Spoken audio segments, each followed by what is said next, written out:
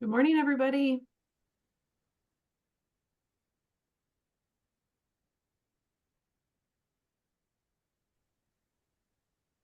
Good morning.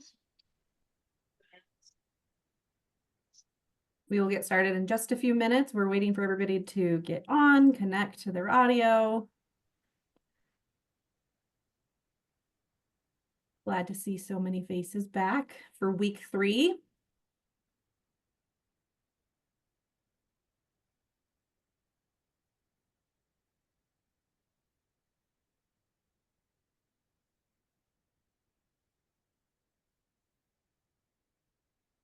The exciting funding one. That's right, Kim. Quite possibly the second most popular session that we do is finding funding. The final session is the funder panel is the most popular one and most interactive, but this one is also really great because we all need to know how to find funds for our great projects and organizations.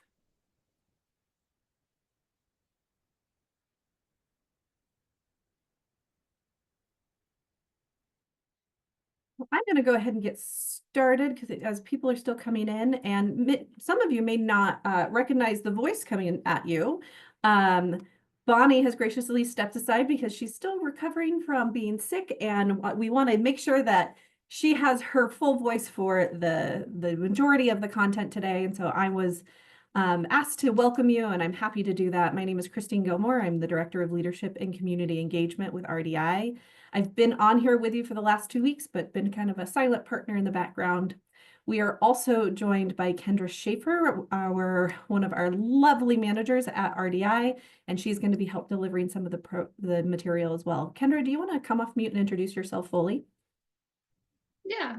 Good morning, everyone. My name is Kendra. I am the Policy and Networks Manager here at RDI, calling in from Klamath Falls, Oregon. It's nice to see you all. Thank you, Kendra. And of course, we have Jimena running the Zoom background. Kendra and Jimena will be working on the Zoom background. Jimena and myself will be joining together in Seattle in a few hours and headed out to Clallam County, Washington. Coming your way, Sarah, to start our next leadership program. So you may see Jimena and I log off early, but Bonnie and Kendra will continue to get us through the end. So welcome, everybody. As always, please let us know if you have any questions from session 2. You should have all received the follow-up email. If there's anything from session 2, put it in the chat or come off mute. Please stay muted when you're not speaking, just so there's so many people in the room, that way everybody can hear the speaker. And if you can turn your camera on, it's great to talk to you and not to letters or a picture, still picture. And with every session, make sure you use some scratch paper to take notes or writing, implement. That way that when we get into breakout rooms and do exercises, you are prepared for that. We're going to talk about our group norms.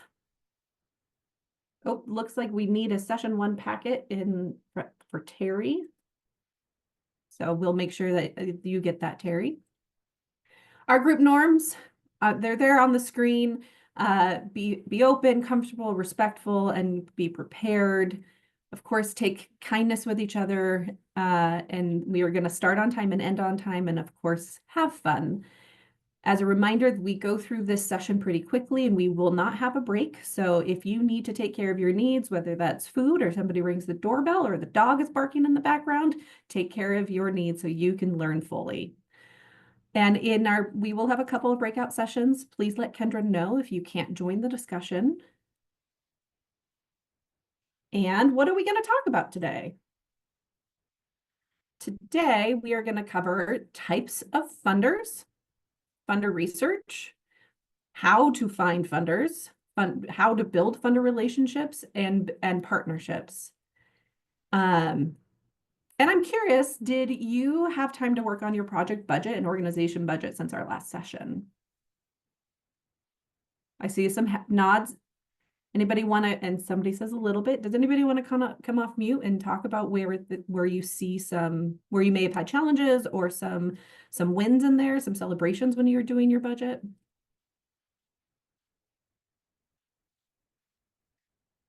Go ahead and come off mute. Okay. Hi, my name is Holly Greystone. I'm with SPIN Suicide Prevention. It's a nonprofit in the Valley area. One of the things I noticed when putting together a budget is that we don't have a lot of diversity in our funding, which we're well funded, but just like anyone else, if you want to have a lot of diversity in where your funds are coming from, because if something dries up or changes, you want to have other sources of incomes kind of offset that. So a lot of our money is in corporate grants, and it's just noticing like we can really use some time and energy building with those relationships with other funders, whether it's private or other. And that's something I look forward to learning more about. It's an exciting opportunity to continue to build on that, like especially right now while we're still well funded, but building for that future, because when that inevitably will happen, we'll be prepared. So just being able to see that now ahead of time felt really good. It was pretty exciting. So thank you for letting me share. Thank you, Holly, for sharing. And what a great opportunity to do that, because you're absolutely right. Funding will inevitably either dry up or sunset, or they'll shift priorities, especially if you're highly grant dependent. And so diversifying your revenue in different ways, whether it's through sponsorships or partnerships or private foundations or donations, grants, all of those are a great way of making sure you have secured funds into the future. Does anybody else want to come off mute and share what they've been working on or what they noticed in their budget?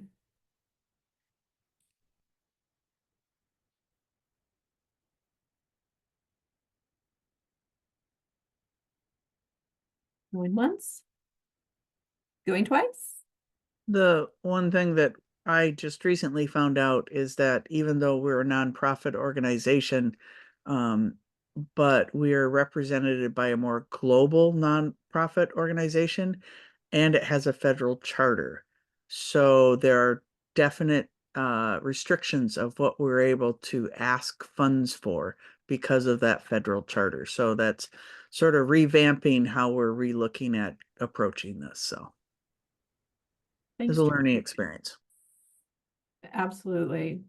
And what we'll talk about today is kind of like funder red flags and criteria, and really exploring how it fits within, how does a funder's mission fit with your mission, and how your mission fits within funder's mission, and how those partnerships are really important in doing your funder research. So as we do talk about funders and the different types of funding, if you are well connected in your community or in your field, and you have experience with funders, please help today by providing additional resources and advice and suggestions about where to find funding, how you have been successful in identifying funding, how you've been successful in moving the relationships forward.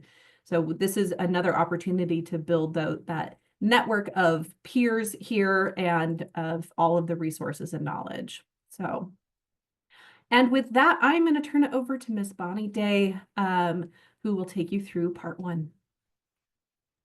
Awesome. Thank you so much, Christine. Yeah, just saving my voice a little bit and yeah, getting us started and getting us energetic and ready for today. And there's just one other comment from Terry. Thanks for sharing about this, like, oh, we're starting over again. And that's totally okay if you're there. I mean, as our funders change their priorities, and as organizations change their priorities, and as stuff happens, right? Like, yeah, we do like need to be responsive and yeah, looking for new opportunities and looking where we can build relationships. So yeah, welcome everybody. I am recovering. So just recovering from cold, recovering from COVID, trying to keep my energy up. So Kendra's going to help out today, and Christine is helping out today with presentation. So thank you so much, you guys, for being here. So let's jump into the different types of funders. that we run into when we're looking for grants. So you all received a lot of handouts.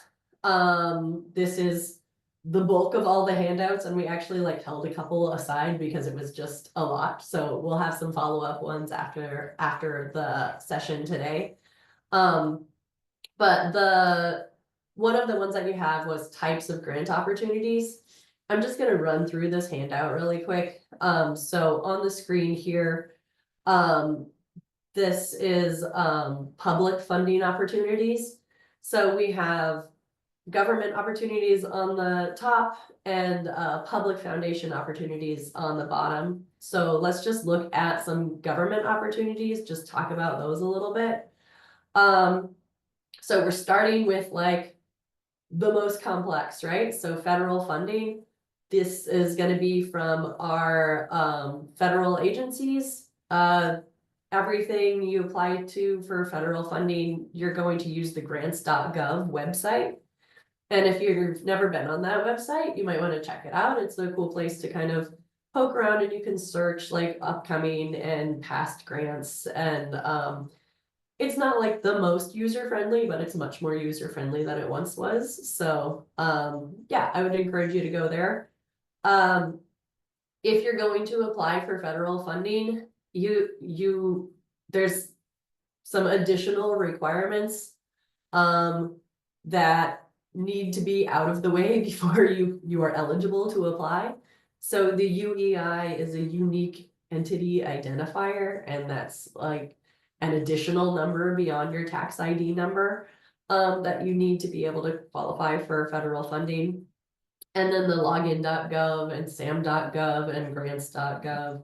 These are all different federal systems that you need to be registered under. Your organization needs to be registered under before you can qualify to apply and for that federal funding. Just make sure if you're looking at these, if you're going into any of these websites, make sure there's that .gov. That means it is an official government website. And if at any point any of these like .gov sites try to charge you money, it's a scam. Don't do it. So all of this should be free. It is cumbersome to get through. It's a lot of paperwork, but it should be free. So that's the only point I want to make with federal funding. Local and I guess the other thing I would say about federal funding, if you are new to fundraising, if you're just getting into grant writing, like don't start with federal funding, please. It's definitely more bureaucratic, more formal. There's a lot more like language to kind of sort through. It's more, it's just a heavier thing to take on. So we're starting with kind of like the top, and we're going down as far as like accessibility goes. So as we move through these, they'll become more accessible, I think. Maybe that's not true. Probably public foundations are the most accessible, but that's okay. So those are your federal funding opportunities. Then you're also going to have funding opportunities through your local and state governments. So this could be city, county, state. They will have some requirements too. They will sometimes, most of the time, also require that UEI and SAM.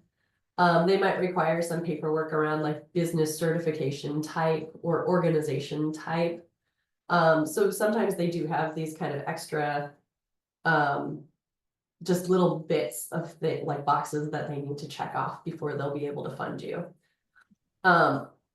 These can be like we have a note in here, not invite only per se, though usually announced via email to partner organizations. I do want to point out that Washington Commerce, so if you're looking for state level funding opportunities in the state of Washington, the Washington Commerce website does a really nice job of just like lining out all the funding that's coming up and making those RFPs, those requests for proposals, available to the public. otherwise in Oregon or in Idaho, or other states, you may, you know, like in Oregon, if I'm looking for funding from the Department of Education, I'll go directly to the Oregon Department of Education website and I will search for grants within that website. There's not like the Washington Commerce kind of like provides this central place where you can see all funding from all agencies.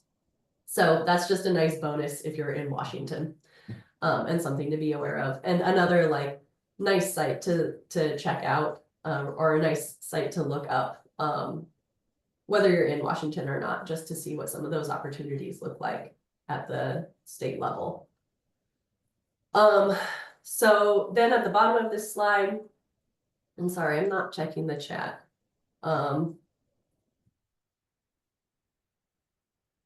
There's a question about a federal UEI number and how to help someone get that. Seems like they're having obstacles. Yeah.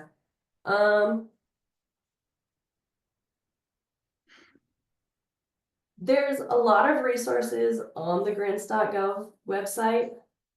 And there are like some, like I've gone through like the grants.gov and I'm not sure, I haven't gone through the UEI registration process. But the federal agencies do generally have like pretty good help desk support, and they get back to you pretty quickly.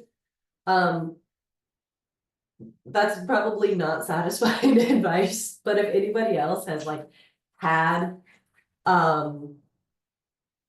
yeah, Kim, thanks for sharing. Yeah, like if anybody else has had experiences like this or has had to like navigate this, like this is a great place to be able to share who did you go to, like how were you able to get through that, because these paperwork things happen.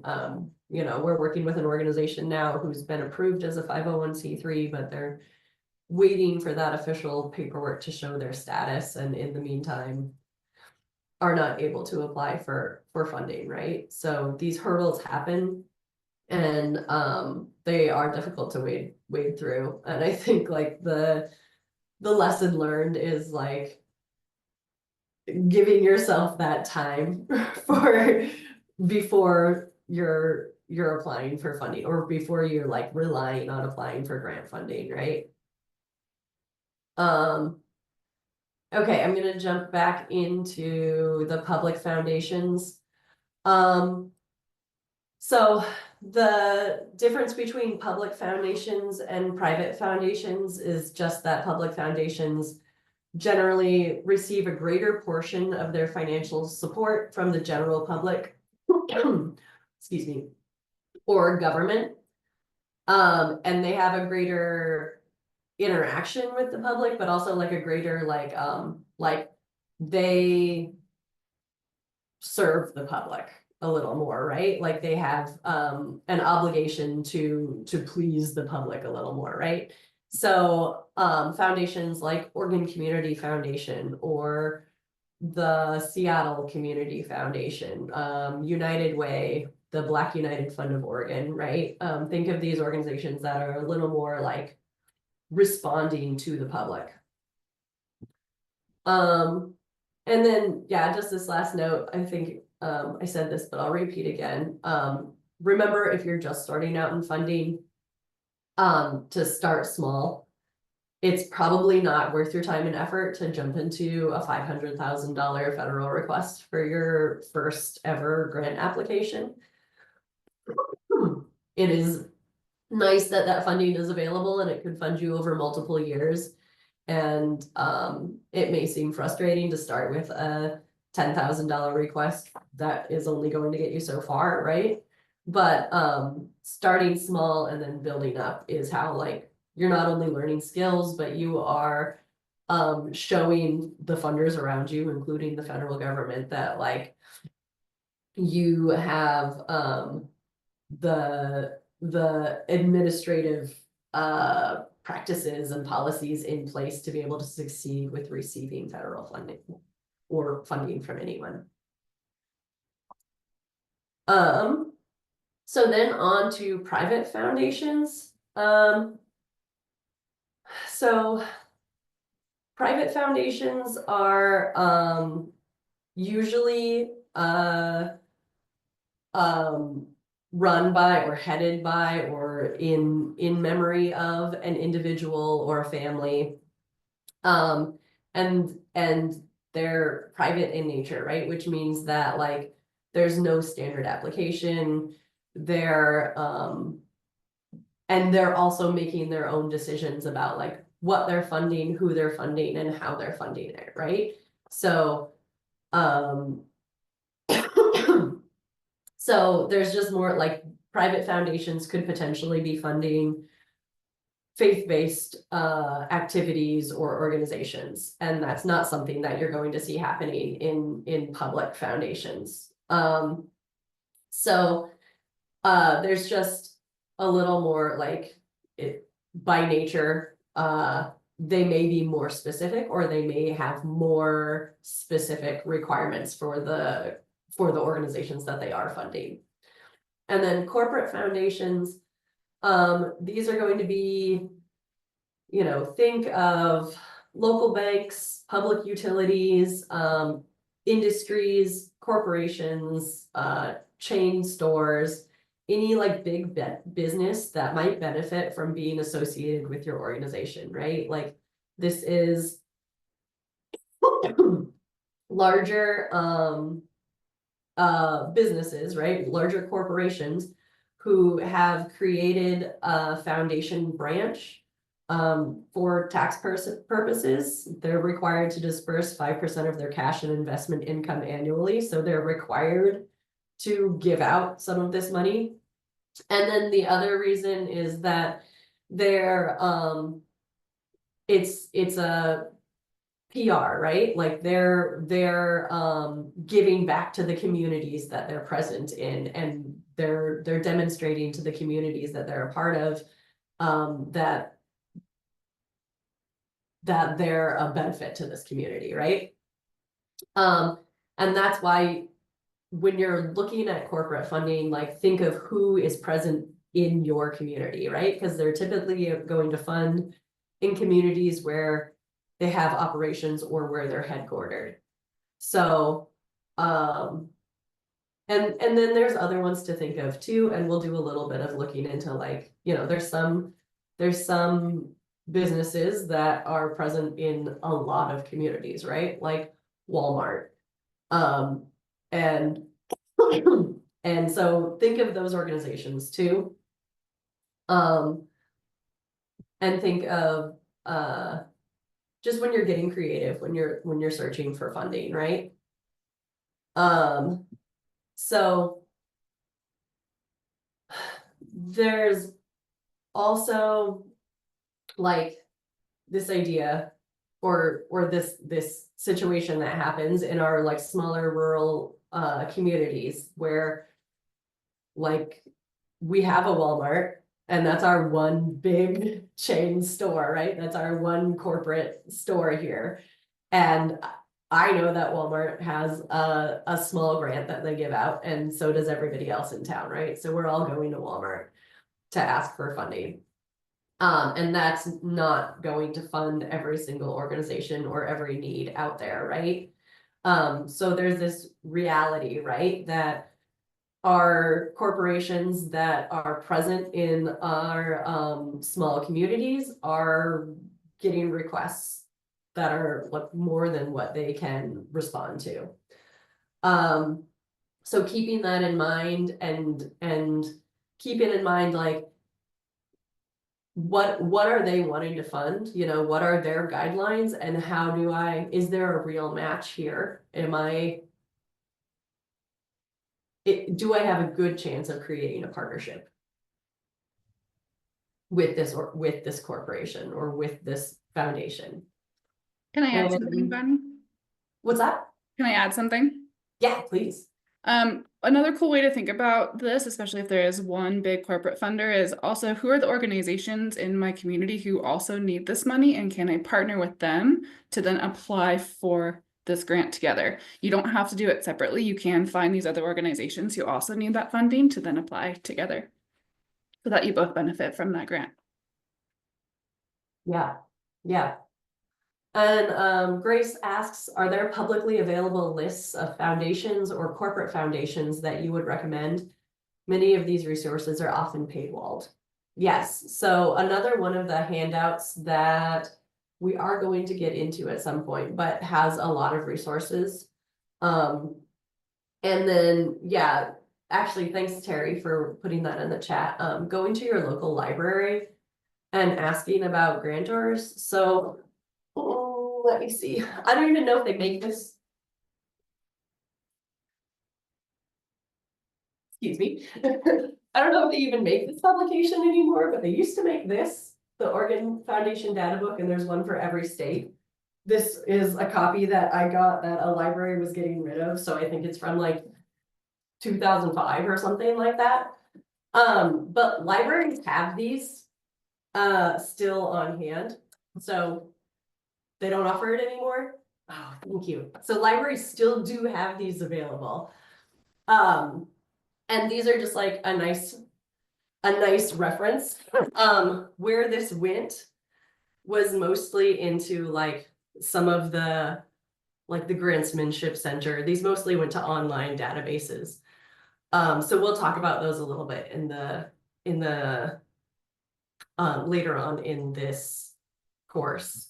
But another thing that I'd love to do right now, does anybody want to share like who do you go to for initial funding in your community, knowing that most of us are not all in the same communities, right? But who are those like key funders that are like the beginning person that you start asking for?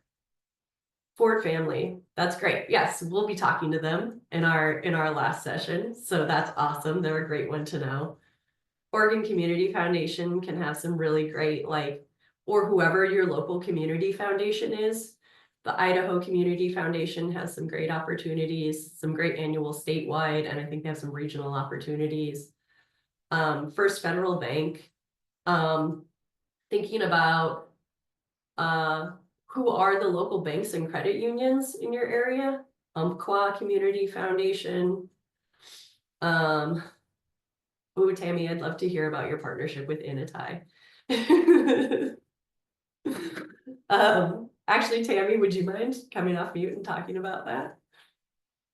I'm not the expert on that, but Washington Gorge Action Programs has several grants that they have done work with the Initai Foundation. Nice. So they really, if you go to the website, it gives you a lot of good information, but they're encouraged applications. This is from their website for people of color, immigrant, bilingual, multicultural individuals, deaf, people with disabilities, members of LGBTQIA+, et cetera, et cetera. So they're really trying to hit those underserved populations. Mhm. And it's been my experience as somebody who helps with some of the work that the Washington Gorge Action Programs does, that they're very flexible in their funding stream, which is really nice. Yeah, yeah. That's all I'll have to say. I'm not the expert. Check it No. online. Thank you for sharing, Tammy. Yeah, and I see a couple people have put Cow Creek Umpqua Indian Foundation, the Grand Ron Tribes. Looking if you have a reservation in your area or if there's a tribal representation in your area, looking up a foundation that they may have. Those are other really great sources for those community projects. Yeah, Wild Horse is the foundation out in Eastern Oregon and covers little bits of Washington too, I believe. Cool, and we'll talk about some more. We're going to be focusing in today about like how do we search and find these.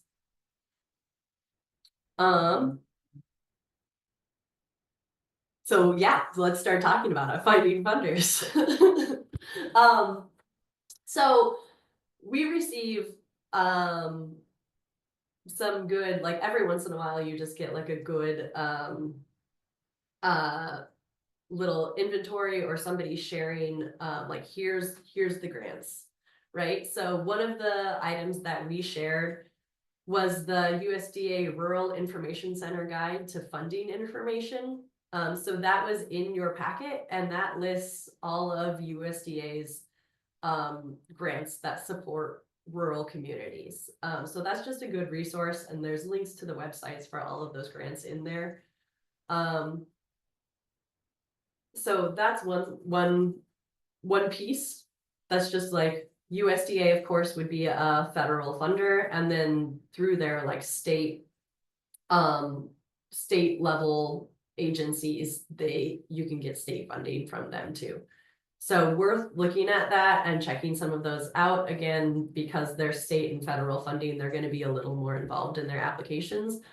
But USDA does provide some comprehensive technical assistance, and it's worth it to just call some of those offices and say, like, here's what I'm trying to do. You know, I'm trying to build a community center. How can the community development block grant help me? So just ask those questions and get somebody on the phone. They at USDA in particular, they are available, which is very nice. You don't find that with like every federal agency.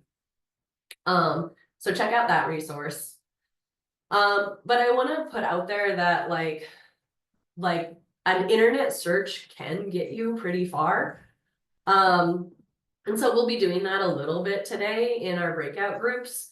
But if you're looking for just like who are the funders that are out there, I just start with you know, some keywords like your city, your county, maybe a local business name, and then try like foundation, like the words foundation, the words community giving, and the words grant, right? Some combination of those, right? So Pendleton community giving, and see what comes up and check out those websites. You know, you're going to want to vet those because things will come up that may look promising, but they're not going to be worth it to pursue. Either they're going to be unobtainable, or it might even just like, you know, be a dead end, right? So when you do these Google searches or this like open internet search, you're going to want to like vet these grants thoroughly before you spend very much time applying to them, right? So it might be something that you've never heard of, and it might be something to pursue, or through like thorough vetting, you might find like, okay, not worth it. So nice resources to look up. You can look up a funder's past grant giving it through their 990 tax form. So this is public information. You can search this information for free on GuideStar, which is listed in one of the handouts that you have. You can look up Foundation Tax Form 990s, and it will show you, if you scroll through that tax form, it's usually at the end, it'll show you how much they dispersed in grants in that tax year, and it'll show you who those grants went to.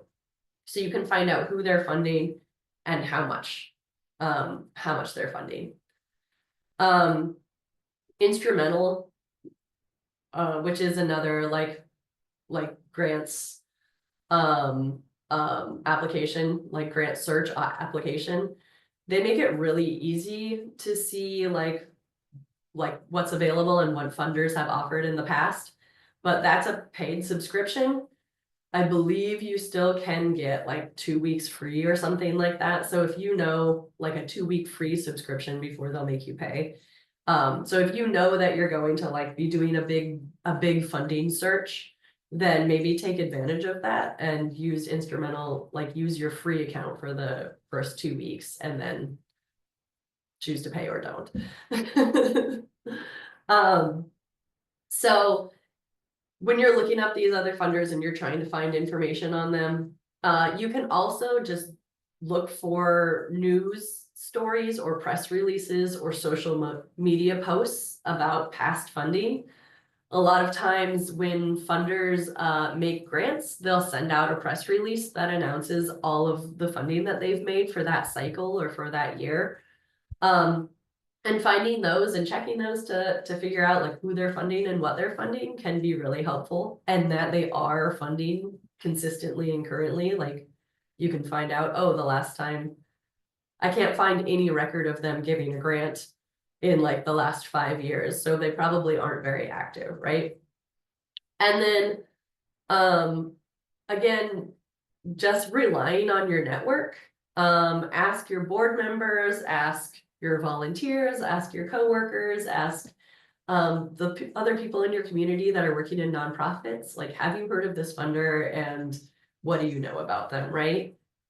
We know that there's limited options for funding in rural areas, and that local connection and those local relationships, like, rely on those when you're doing this funding search, because you're going to find some of that insider information from the people around you, right? Jody, can you tell me what HOH populations, what HOH is? I don't know that. Sorry, hard of hearing. Oh, thank you. Sorry. I don't right now, but I'd love to do a little research on that. I'll make a note. And if anybody knows of any organizations, please throw them in the chat or get in touch with Jody.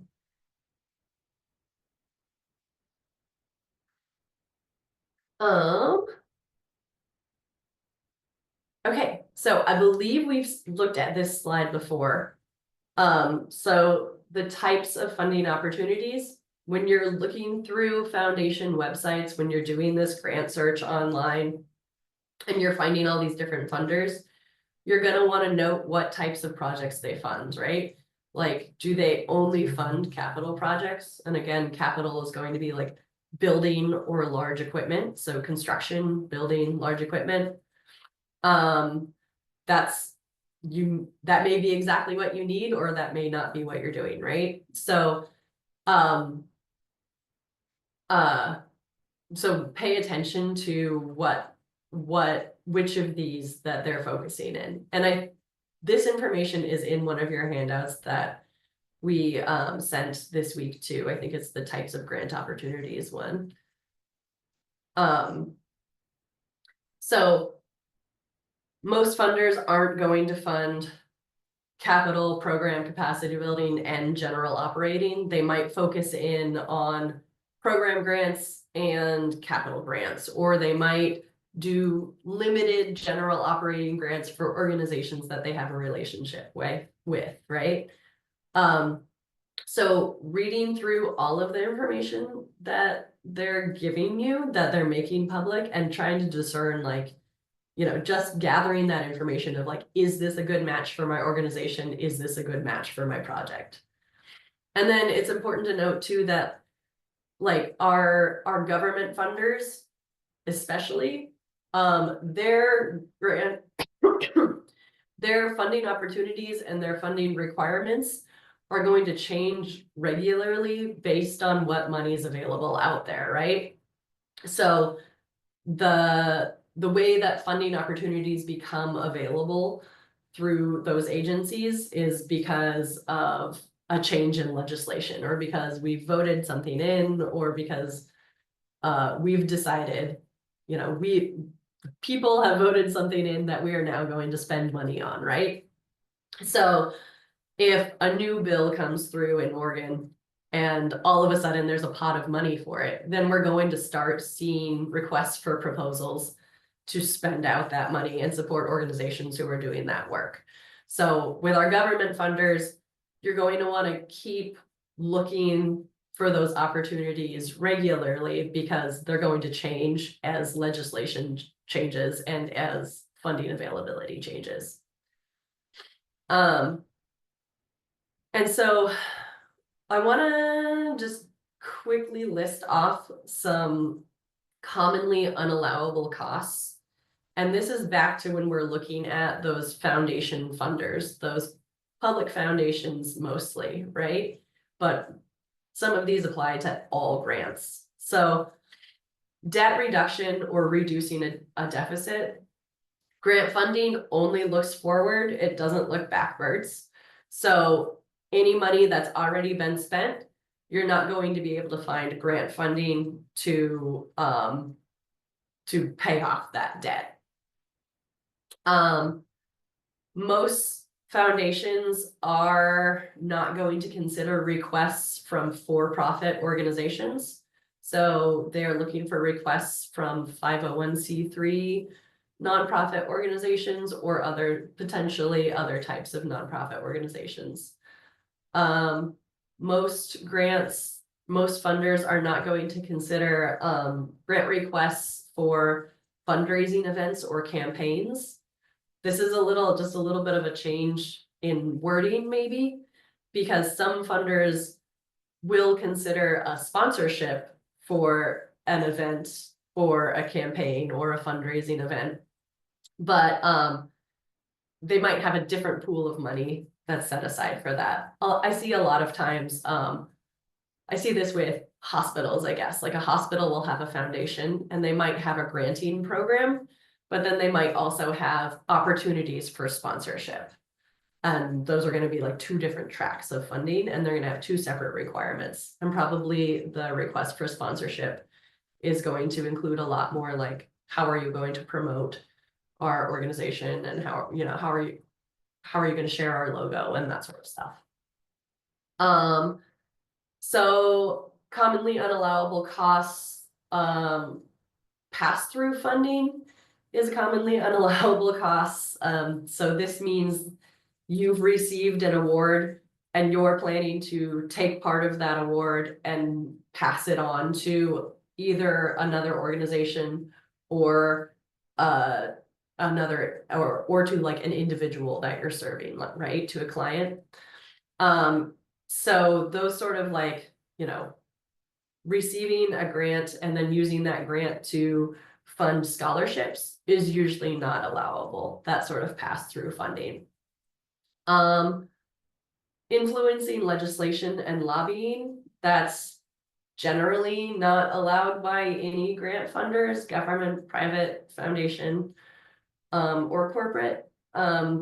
Just that our tax laws don't allow for that. And then for our public funding opportunities, funding religious organizations, faith-based organizations, or activities that serve only specific groups, that's generally not going to be allowed. And then again, any programs that have already occurred, so anything you've done already, any like actions towards a program that you've already taken, grant funding is generally not going to cover that. So anything reimbursement based or retroactive based grant funding is generally not going to be awarded for things that have already taken place. So a good thing to note, do not start your project before the grant is awarded, because that can get you into trouble. So big takeaway here, that was a long list of things, but check your funder's fine print and make sure that what you're trying to fund, like they are willing to consider a request for what you're trying to fund, right? Can I add a anecdote here? Yes, please. I sit on our local community foundation board, and we received an email from one of our past partners that said, hey, we've purchased monitors. I've purchased monitors out of my own personal pocket, and we are going to apply for a grant. Can the grant cover those monitors? And our board said no, because it's stuff that they have already done and wasn't included in the grant. So just to emphasize what Bonnie was just saying is, don't start your project without the funding, or figure out a way to incorporate those past dollars into your budget in a different way. We appreciated that she reached out and was talking about her grant before she was going to apply for it, but she may have shared just a little bit too much information, which made her request ineligible. Yes, thanks, Christine. Okay, so that was a lot of information. But we are going to do a breakout. We're going to put some of these skills to practice. So in your groups, assign a report out person, because we're all going to report out. We're going to break into small groups. Your report out person is going to be prepared to tell us what your findings are when we come back together. We're going to assign funders to your group. So we'll put it in the chat and we'll let you know which organization you're looking up. It will be one of the Marie Lamfrom Charitable Foundation, the Roundhouse Foundation, Pacific Power Foundation or Pacific Corp Foundation, Walmart Foundation, or the Oregon Main Street Revitalization Grant. So we'll get together in our small groups and look up your assigned funder. So look them up on your computer. You can each look them up. Just Google the name of the grant and answer these questions here on the screen. We'll put these in the chat for you too. What's the geographic region that they fund? What do they care about? What are they trying to fund? What kind of things do they fund? Like, will they fund a capital project? And how much funding is available? And what's their timelines? When can you apply? And when, like, how long will the grant last? Are they offering 5-year funding or 1-year funding? Okay, so Kendra, if you can get those breakout rooms set and we'll head into those. Each of you will get assigned one foundation. So you're only, as a group, you're looking up just one foundation. So we'll throw it in the chat. All right, I'm gonna open the breakout rooms now. Welcome back, everybody. Looks like we are a full group again. So let's go through, I think I'll just go through it and call on each group. So the group that was researching Marie Lamfrom Charitable Foundation, would the report person like to share what you all found? Sure, that was our group. And I think none of us had heard of them before. So we were excited to I put it in the chat for you if you want to follow their website. Their website is extremely well done. It makes it very easy for you to understand everything. So the questions that you asked, their geographic location is Oregon and Washington. They're based out of Wilsonville. Their mission, let me get that real quick. So in light of our values, the Marie Lamfrom Charitable Foundation prioritizes support in service to education, mentorship, arts, creativity, health, and well-being in Oregon and Washington state. What kind of things do they fund? That kind of just answered that question. And how much? They gave out over $20 million in 2023, and they expect to do at least 400 grants for 2024, and they divide them by size. So I'm going to actually share screen real quick. You can, if you're in their website, you can find it. It's under their programs, but let me share this screen because, You have access. for permission, yeah.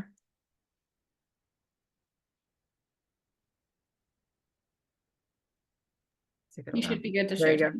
Great, thank you. So this was so well organized, we really didn't have to work hard on this one. So they show you up front exactly what package levels that they offer for grants. They explain who qualifies in a brief synopsis, and then they also show you here when you can apply, and it gives you just some basic information here. So the Sunflower Grant, 2,500 to 7,500, up to 4 times a year. It's meant for independent 501c3 organizations that have less than $250,000 of annual revenue. That application for those smaller grants is February, June, and October. And the favorable award rate, least competitive award for those eligible. So it just walks it through it. So they just title it everything by flower. The next one is 5,000 to 50,000 for organizations less than $500,000 in revenue. And those are evaluated monthly. The next one, 50,000 to 200,000 in grant. Organizations 500,000 plus, 750,000 plus is suggested. Again, evaluated monthly, and those are highly competitive. Then they have the Zinnia Award, $200,000 grant plus up to 3 years. So again, that timeline is also listed there for organizations with partnership history and more than $1 million in annual revenue. And those are done once a year in January and self-nominated. And then they have a special little they call it the birthday program. So their website, I think, answered our questions all very, very quickly. It was very concise. Nice. Thank you for that report out, Tammy. Yeah, and Marie Lamb from they do do a very nice job of lining that all out. And I will say it's been a couple of years since I've had interactions with them, but they were very easy to talk to, very easy to reach out to. Christine, do you want to talk about your experience with them? Yeah, so Marie Landfrom is a very relationship-based organization. So if you do intend on pursuing any type of grant with them, I would reach out to program directors first. In fact, they reached out to RDI 3 years ago and said, hey, we want to get to know you. So they're very, very relationship driven, and we have a really great relationship with them. And every time we send them a program impact report or any type of email, they keep adding it to our file in a way. So they keep very decent track of what organizations they're working with. The other fun thing I would add is last summer they hosted or sponsored 150 glass blow objects at Lincoln City as part of their Finders Keepers project. And so if you found one, then they donated, and you registered it, they donated to a nonprofit that was identified. So they are finding really unique ways of filling their philanthropic mission. Well, that's great. Thanks, Christine. I was just having a conversation the other day of, do they still do the glass float search thing in Lincoln City? They do. My son found one this summer when we went. Hey, Yeah, nice. fun. Awesome. Okay, thanks so much for that report out, Marie Lamfrom Group. Let's skip around. Let's go to the Oregon Main Street Revitalization Grants. Who had that funding opportunity?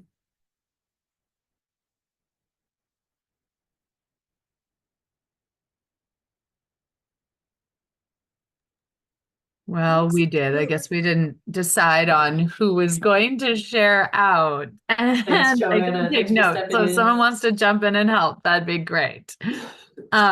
Their geographic region are downtown areas in Oregon. So they care about revitalizing them and making them accessible.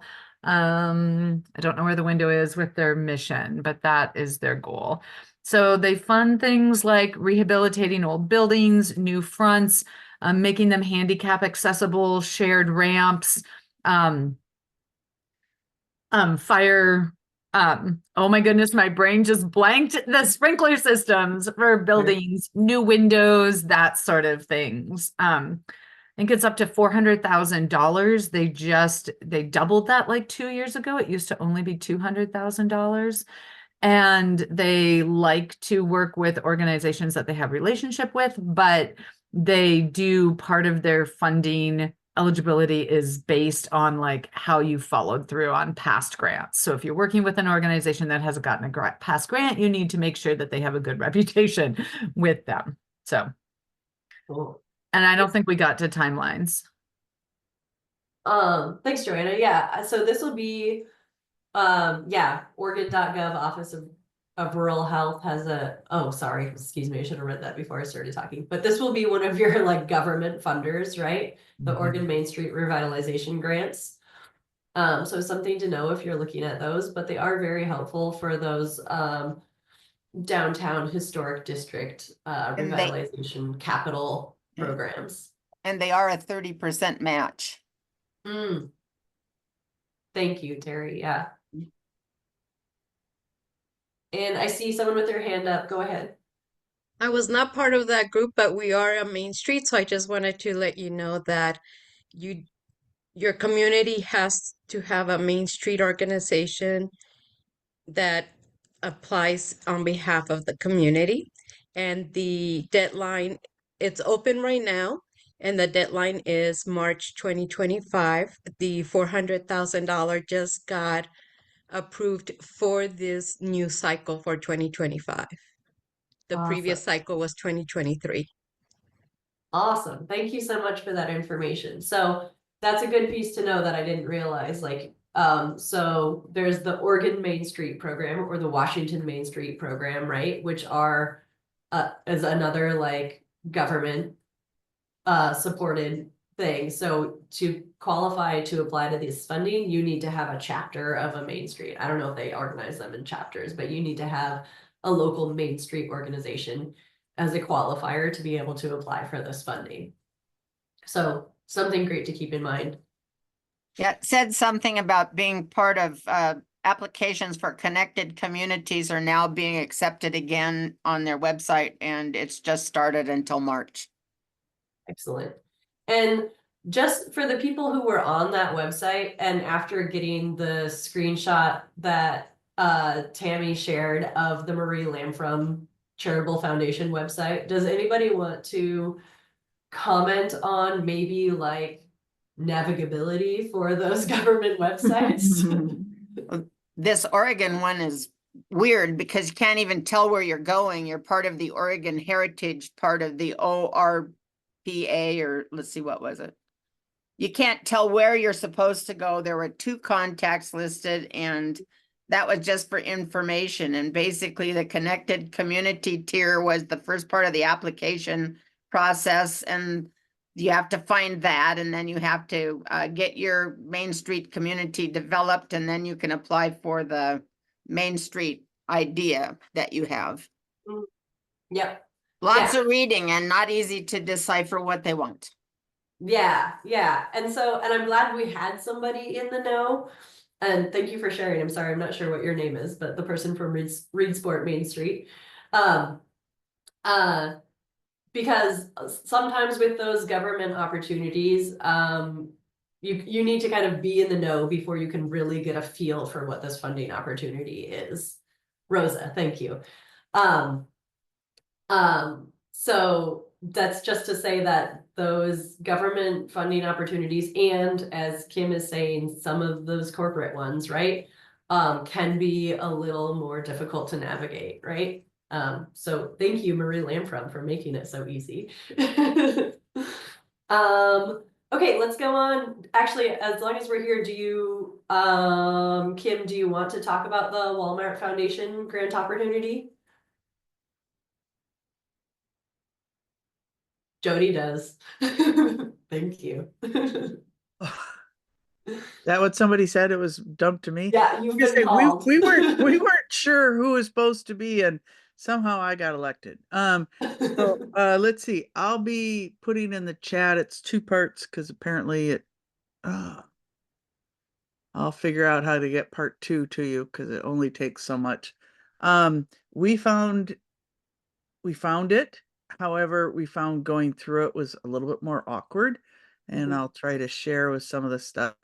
Let me get back to my other notes. These were the key ones up here: who we are, what we do, how we give, and then under grant eligibility, by scrolling down, it was sort of like that one that you showed. It did have some other things to find, but we struggled with trying to find some of the information. And in fact, we did not find their mission statement, which we're all sort of surprised, but it's probably just due to figuring out their website. So Yeah. Yeah, and with these corporate grants, like they can be, let's see, I'm not sure. Am I sharing my screen still? Can you guys see you're sharing your view of Walmart now, I think. Yeah, okay. Yeah. Okay. Yeah, so this is, I'm just clicked on that link that Jody just shared. So here's some basics right here, right? Like we give grants that are up to $5,000. Yep. But then it's kind of, you can see from what's going on from what Jody shared in the chat, right? Like these core values that are like service to the customer, respect for the individual, and you're kind of like, wait, what? Like that sounds like what Walmart's trying to do, not like what Walmart Foundation's trying to do, maybe, right? So it can get like, there's this back and forth when you're looking at these corporate opportunities, right? Like, am I on the Walmart.org page or am I on the Walmart page? And like, which section am I reading and who is it geared towards? I get confused with those things a lot with those corporate opportunities. And then I know,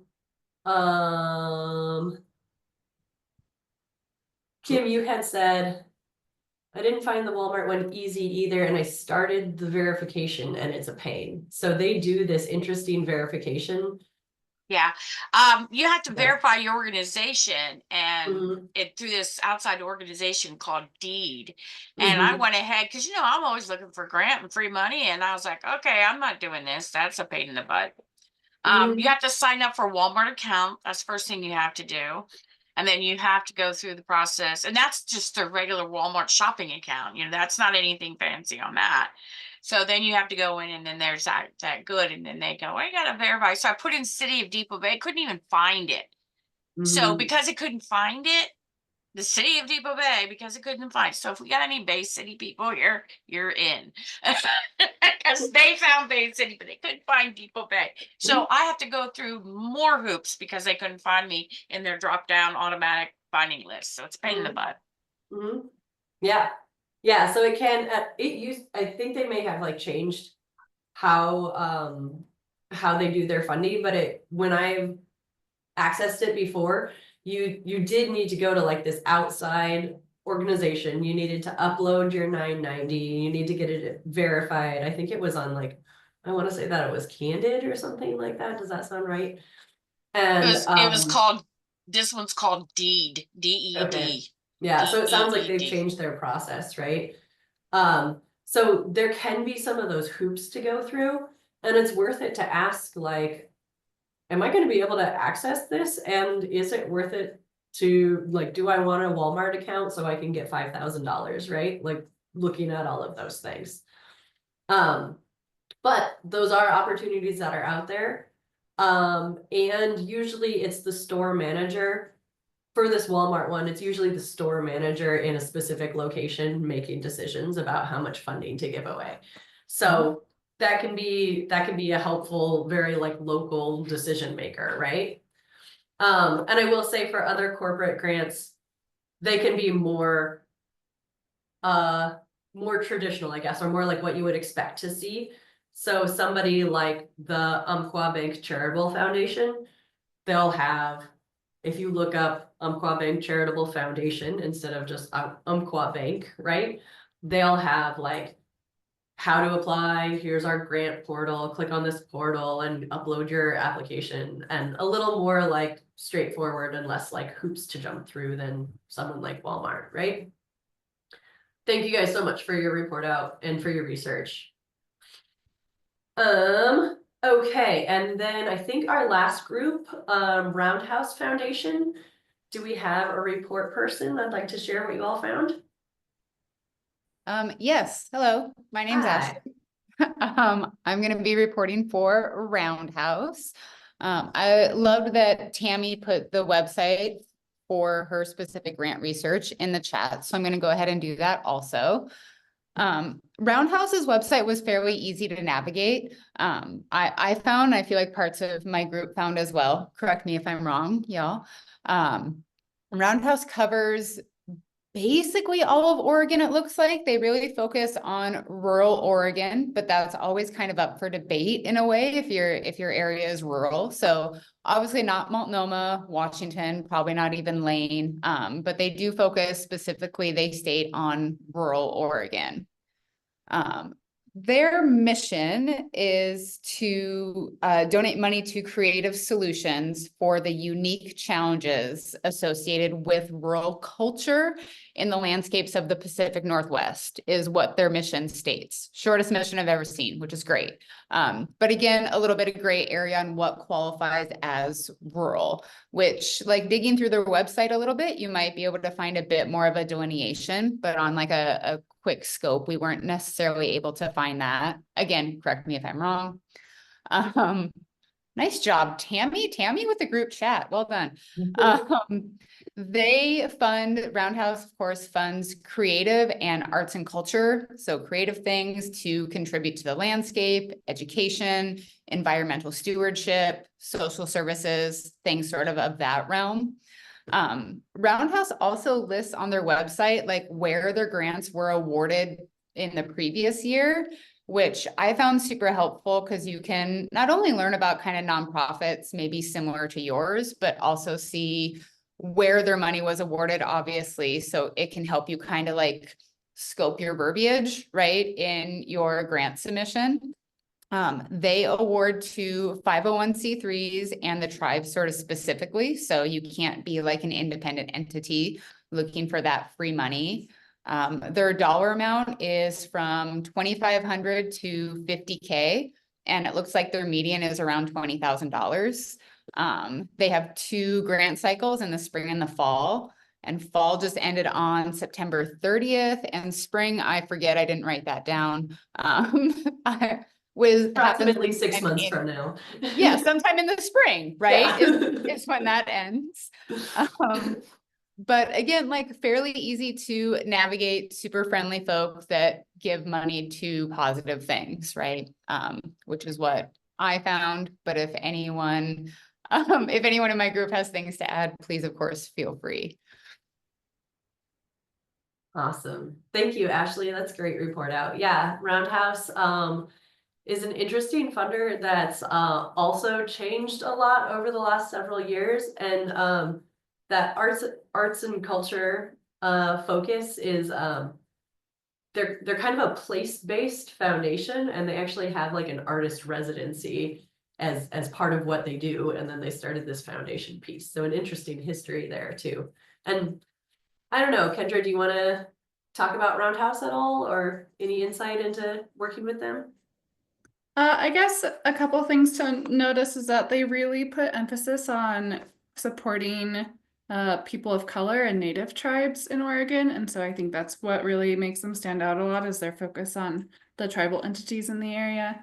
And Erin is just a really cool human. If you don't know her, she's the current executive director. There's a podcast out there called Funding Rural that she's been spearheading and talking to funders and everybody else in the philanthropic environment around rural in general, just to like give out cool information and have cool conversations with people around like funding for rural. So if you're interested in listening to that, you can find that Funding Rural podcast on any platform, it sounds like. Perfect. Thank you, Christine. And Erin is just she's a super fun human and easy to talk to as well. So I think she's really approachable. And so if you are interested in reaching out at all, you should do so, because I'm sure she'd be happy to hear from you. Cool. Thanks, Kendra. And then we didn't have a group for our last funder, which was the Pacific Power Foundation. So I'm just going to put their website in here, and they're just one that I want to bring up because they fund the thing I think I want to point out with them. So this would be another like corporate funder, right? So Pacific Power is a utility. And so if you click on this website that I put in the chat and you look at like what they fund or where they fund, there's that first, here I can share, we can show it on the screen.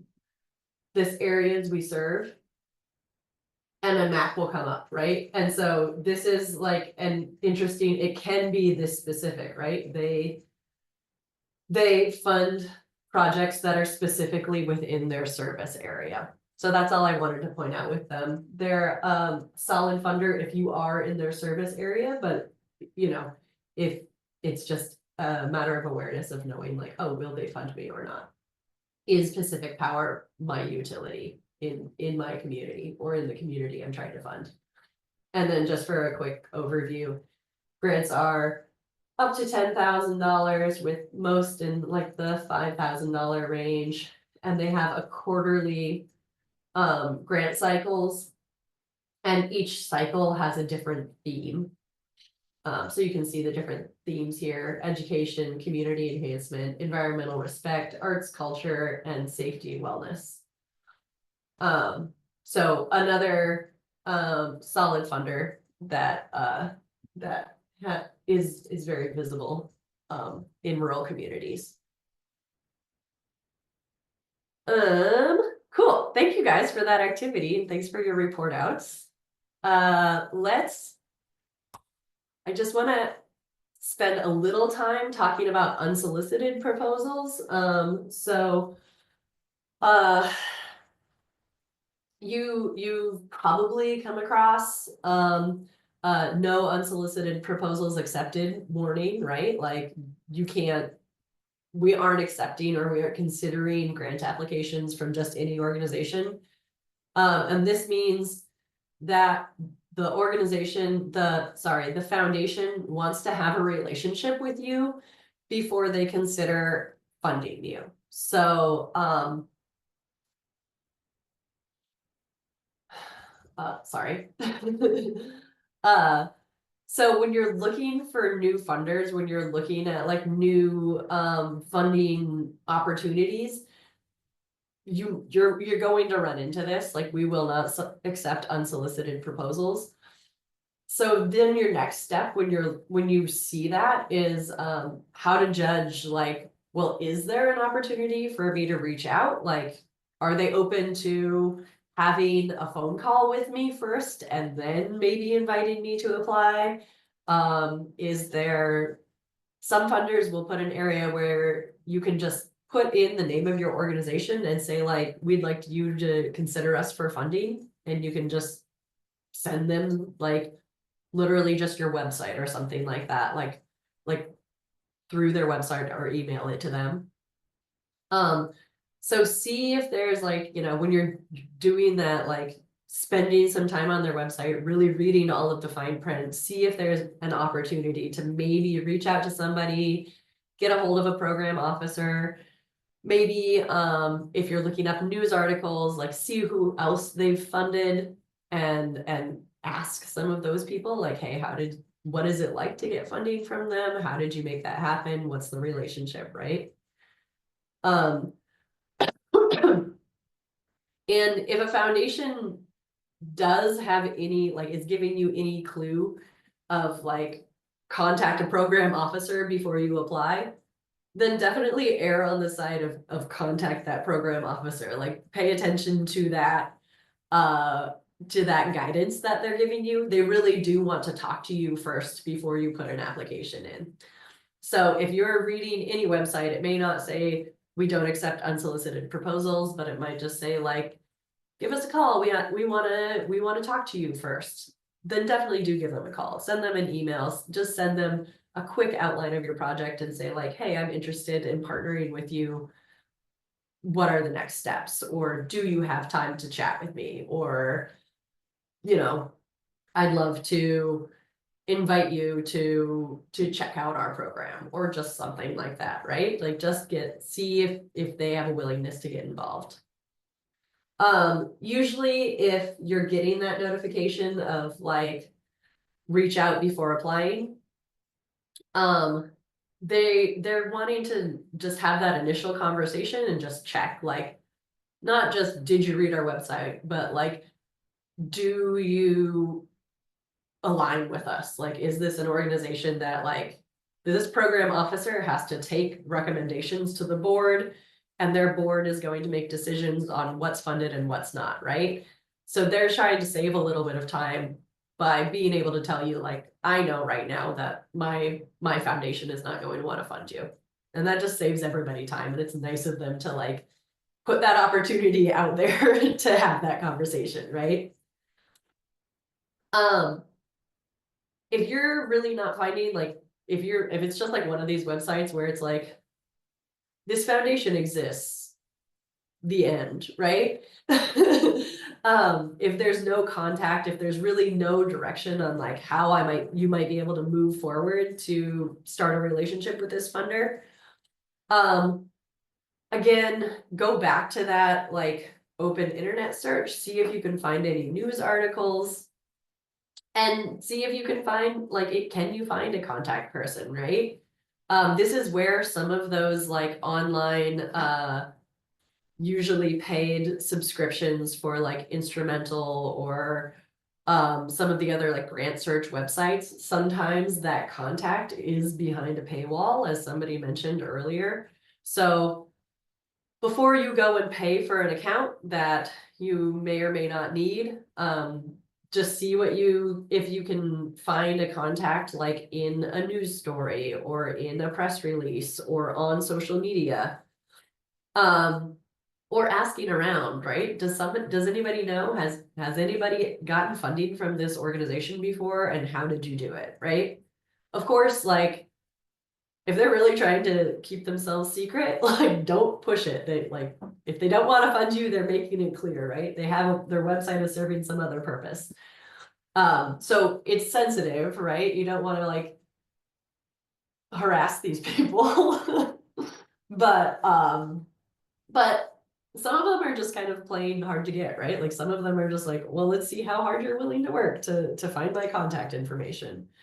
So really like feeling that out and getting to your comfort level with like, okay, I've pursued this for this long and now it's time to stop. Or nobody has any information about this foundation. I can't find anybody that they've funded in my area in the last 6 years.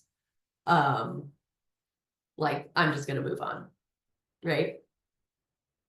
Um, And Jody, oh, Christine, go ahead. I just want to, Bonnie, I know you've said this in a previous session, but what I would add to this conversation is funders talk to funders and they are friends with funders. And so if there is a private foundation that you cannot get inroads to, you might talk to some of your other funders and they will use, for instance, RDI was awarded a grant from a foundation that we had not solicited to, but because we had such strong relationships with other funders, they use those funders as references. And then all of a sudden we have an email that says, congratulations, you have a grant. And so the relationship building is so vital in different aspects of grant writing. It's not just the one you're applying for right now, but it's the one that you may not even know that you're going to get in 5 years. So just really hitting home on building those relationships. And then Bonnie, I'll let you, I saw that you noticed Jody's question in the chat. Yeah, and I think we'll cover this, Jody. Let me know if your question doesn't get answered, but we're gonna talk about that funder relationships piece. And Christine, thanks for bringing that in. So, building this partnership and building partnerships with funders, building relationships with funders is, you know, it is that like, want to have a like, do you want to have a relationship? You're basically asking like, are you interested in supporting the work that I'm doing? Thanks so much, Christine. Travel safe. Can I add to that too, Bonnie? Yeah, absolutely. There is this want. So for our big conference earlier this spring, we had a funder panel, and this question was kind of answered by the funders on that panel around like they're up top, right? They like have this overarching bird's eye view of what's happening. They're not the ones on the ground, and so they don't have those details around like the actual reality of the situations potentially. And so building that relationship with you because they want to help and they have the money and they want to give it away. And so being able to build that relationship with you, they want to be able to get to know you so that they can actually understand what's really happening in your area and your community, so that then they can know, one, are we a good fit with our mission and vision to like be the people to fund you on this project, or do we know other funders who are better aligned with what you're trying to do? So can we get you in contact with them? Thanks, Kendra. I think we've talked a little bit about that idea of trust-based philanthropy. And that approach is becoming more common, right? And the whole idea behind trust-based philanthropy is taking the burden off of the person who's seeking funding, and with the realization that the person that's seeking funding has another job, right? They're out there trying to do whatever their mission is. It's not their sole job to just be looking for funding all the time. And that looking for funding all the time does take a lot of work and a lot of time. So in trust-based philanthropy, our funders are getting to know you as an organization and making decisions about funding based on what they see from you, right? Funders are emphasizing that, like, that relationship with the organizations they fund. So on this slide, I think we've talked about, you know, getting to know them. 1 second, I just wanted to check the chat. This comment from, sorry, I'm not sure your name. But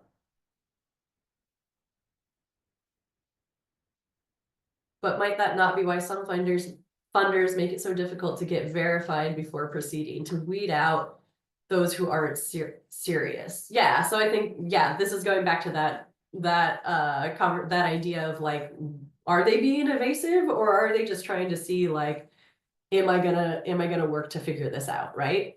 And the answer is probably somewhere in the middle, right? It may just be that this is a small family foundation and they don't have a website developer. They haven't updated their website in the last 20 years, and it just is what it is, right? Those things happen too. They could just be, you know, accepting paper applications and for one very specific thing, and the review process happens once a year. You know, yeah, so there's a lot of reasons why. And I think it's sensitive to kind of feel out like, do I keep pushing this? Like, do I keep bothering this organization or trying to bother this organization? Or are they telling me like, hey, no, really, like, go away. Like, we're not going to fund you. So just, you know, those are kind of those like, those social cues to pick up on there that unfortunately it's just not more clear sometimes. Okay, so in that funder relationship, in cultivating those funder relationships, getting to know them, we've talked a lot about today, spending time on their website, reaching out to them for a conversation, asking your peers and friends, right? Like, what do you know about this funder and what's it like to work with them? Which we've talked about a little bit through today's session. The piece in here that I want to touch on is incorporate their thoughts. So just noticing that as we're going through those different funder websites, like what kind of language they're using to talk about what they're doing. Are they like the Initai Foundation? Are they focused on justice and advocacy? Then like, how does your project or organization incorporate justice and advocacy? You're going to want to like use that angle, right? When looking at the Initai Foundation. And even better, if you are solely focused on justice and advocacy, then you're probably a really good match for someone like the Initai Foundation, right? But also this next bullet point down, don't underestimate their priorities or the funding climate, right?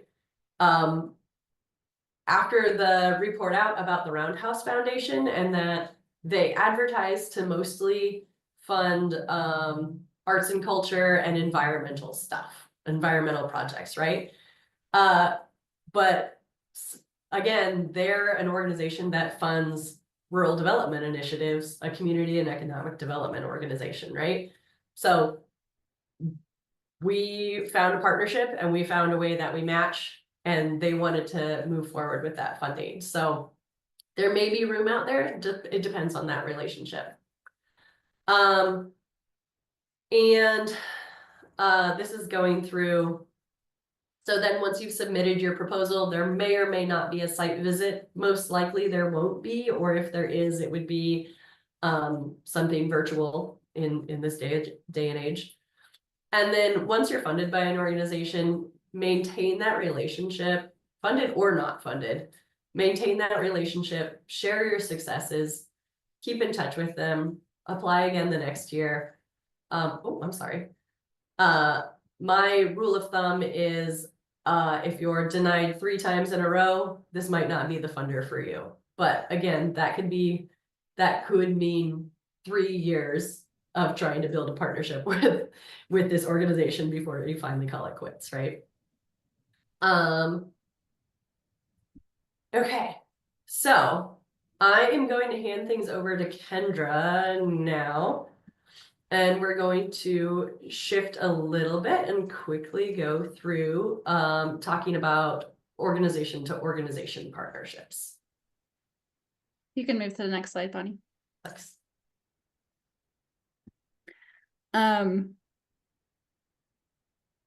So yeah, benefits of partnerships, organization to organization.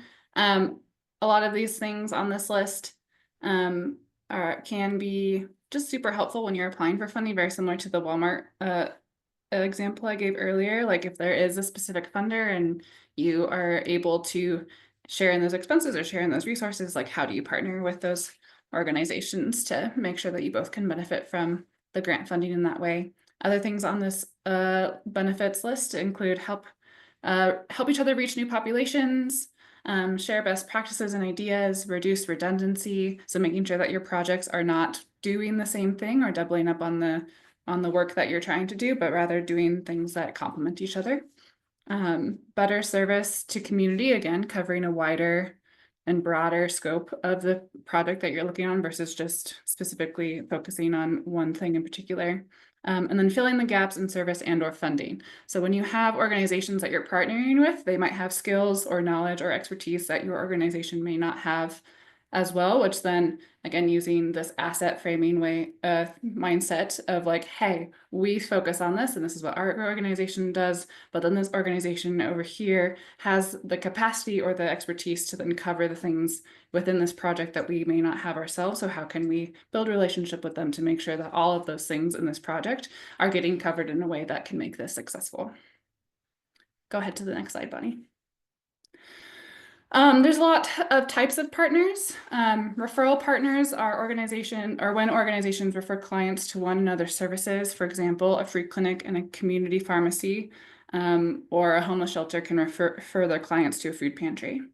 Program delivery partners. These are partners whose staff work together to deliver a program or a part of a program. An example of this would be potentially a mobile healthcare clinic using churches and community centers parking lots to be able to give their services to community members. Work for hire. This is when one partner engages the services or expertise of another. So for instance, currently right now, RDI is contracting with a human to help us do our Main Street programming. And she goes around and does community visioning for us and gets those Main Street programs off the ground for us. Operational partners. This is when one partner owns the space, land, or equipment and or other resources that another organization can use to deliver their own programs. This could be that a school owns a building and the local food bank is using that building to function out of to give food to the community. Advocacy and coalition partners. These are groups that are united and support each other's work through advocacy to change government policy or local conditions. This could be an example of those who care about homelessness in their community, getting organizations and individuals together into a group to build what's called a coalition, and then works together to meet with their representatives and work with state capital lawmakers to advocate for homelessness issues and making that improvement in their communities. And then thought partners are organizations that are doing similar work to you, but also have a different lens or perspective through it. And so you're meeting with them to talk through ideas, programming, best practices, and ways to communicate that to the communities that you're serving with these programming. For instance, one of our thought partners is an organization called Willamette Partnership, and we use them to bounce ideas around how to do like civic engagement and environmental justice and how to combine those two programmings. All right, next slide, Bonnie. Some organizations may be nervous to deepen their partnerships. These concerns are usually out of worry for the other organization will take over the work that they're doing or funding, ownership and responsibility. There are culturally specific organizations or smaller organizations that may have trust barriers or issues with that. So the key in making sure that you're building trusting relationships with the organizations around you is just to be authentic and to be honest and to keep things real. The hardest part about building this kind of a relationship is that it takes time. It's not something that can be built within a couple days. It is going to be multiple meetups and spending time over a handful of months or years to be able to create these kinds of partnerships. It also might help too if you all have like mutual partners to be able to use that mutual partner as a way to connect the two of you together so that there is already this vetted process by like, hey, we already have this partnership with this organization and we've heard a lot about you. We are now willing to actually like engage in you in this relationship building. You can encourage successful partnerships with good communication. 1, identify community or operational problems. 2, detail the who, what, when, where, why, how, when, how many. Agree on a budget if it's relevant to the project. Check in with each other often. Make sure you all are on the same page and you're being transparent about where you are in the process. Steward the relationship. This means taking accountability, being present for each other, supporting each other in the way that you both are getting benefits out of throughout the process. And then celebrate the successes together. These projects are big, whether it is a smaller project or like a big capital project. I know projects range from like anywhere between $5,000 to 2 million or 10 million. And so being able to go through the whole stage of the project, being like, hey, we made it to this milestone, or hey, like we might have kind of like shifted and had to turn our plan around at this point, but we did it together and we did it successfully. And so being able to give each other kudos during that. In rural, people often know each other well, so there's sometimes a tendency to keep partnerships super informal. Taking the time to plan will help make sure those rules are clear and ensure a collaboration can come together quickly when funding opportunities arise. Kendra's getting some breakout rooms lined up. We're going to just separate out and just another chance to introduce yourself to a group, talk about what sector you're in. There's some examples of different sectors up here: education, arts and culture, natural resources, economic development, health and human services. Your organization may fit into one of these, or you may be part of a different sector. So just talk about like what your world is, like where your organization fits within like what kind of services you provide. And then talk about like partnerships across those sectors and within those sectors. So has your organization partnered? If you're an arts and culture community arts center, right? Have you ever brought classes to your local high school? That would be like a partnership across the sector into the education sector. So let's just get together and briefly have those conversations and maybe do some creative brainstorming around like partnerships that you could develop. Before proceeding with partnerships, always check in and ask, do they have the capacity to give this partnership the attention they need? What additional expenses might be required? What additional staff time or capacity might be required? And is this partnership with one person or with an entire organization?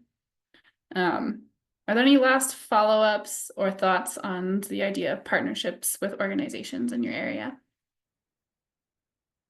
I can add one other thought, which is something that we do in our Rotary organization, and I haven't heard it mentioned here yet, but more formal partnerships through MOUs, memorandums of understanding. And that we find that it's part of our process when we are creating partnerships for grants. And it's really helpful. It is a little bit cumbersome, but it's really helpful to sit the partners together and say, this is what I bring to the table.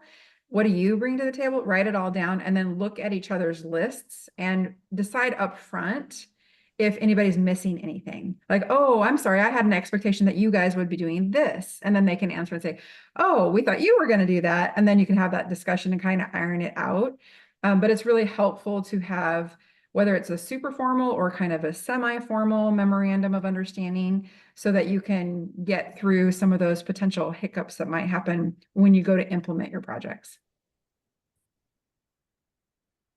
Yeah, thanks, Tammy. And we have that was one of the things we made the executive decision to fly through a little bit, but we have a MOU template that we'll be sharing with everybody that will come out in your next email.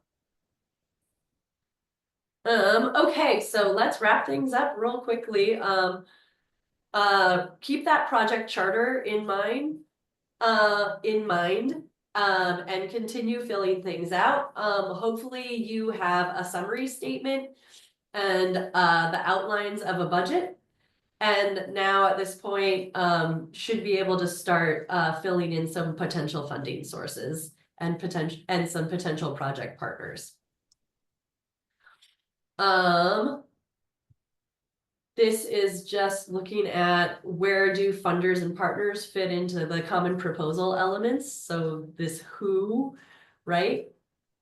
You as the organization and your partners, and then the why, or sorry, not the why in this sense, but then our funders are the how, right? Like how are we going to get this funded?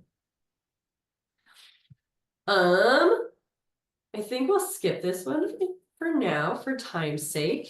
And Kendra, could you talk about Yeah, our absolutely. Facebook page? So I'm putting the Pacific Rural Action Network link in the chat in case you all are on Facebook. But this is a page where RDI specifically, and I think people who are members or following it can also add things, but I'm in charge of the social media and the communications, and we do a lot of resource sharing on this page. So a lot of it comes from funders who grants applications are opening. A lot of it is events that are happening in your area or job applications or just a lot of cool things that are happening in rural places around the Pacific Northwest. And so if you are looking for funding, the majority of the things that I post on this page are in regards to funders who have grants that are coming up or have like, oh, to office hours to be like, hey, this is going to be a thing that we're going to be offering. Come talk to us about it. And so, yeah, feel free to join the page or follow it. And there are a lot of resources on that page there. And okay, so homework for this week. Look at those funding gaps that you identified last week and match those to some funders that you're researching, right? So try to get some ideas of funders. Look at a list of potential partners for your project or develop a list of potential partners for your project or organization. And then maybe give yourself a couple next steps to move forward. Like, can I reach out to them and say like, hey, we're thinking about doing this. And then continue work on that project charter. And again, that's that kind of guiding document that hopefully by the end of this course, you'll have that outlined and have like the skeleton of a grant proposal ready. So in the next session, we're going to go deep into the different components of a grant proposal. So looking at that narrative, really looking at those pieces and how might you respond to each of those questions. And then we'll get some tools so you can make sure your proposal is grant ready. So we'll see you next Thursday and for session 4 for that grant funding basics. And then session 5 will be our last session together where we will have the funder panel. So thank you all so much for joining us today. And we'll get that follow-up information to you and we'll see you next week.